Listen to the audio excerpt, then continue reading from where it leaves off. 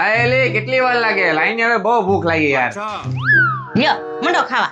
હું વાત છે વાલી બટેટા પૌવા. આજકાલ તું મારું બહુ ધ્યાન રાખશો. નાધીમાં પેલા નાસ્તો, જમવામાં હું સી તો કે? હું જમવામાં હું છે જે છે ને યાદ છે. સાનું મુના ખાઈ લ્યો નકર આય નહીં મળે. આ તું છે ને પેલા વાયડાથી વાત કરવાનું બંધ કરી દેજો. હું તારો ધણી છું, ધનેડું નહીં. અને હું છે ને આ ઘરનો માલિક છું, તારો નોકર નહીં. અને જો શાંતિથી વાત ન થાય ને તો દરવાજા આર્યા ખુલ્લા છે, તડકો હાલો.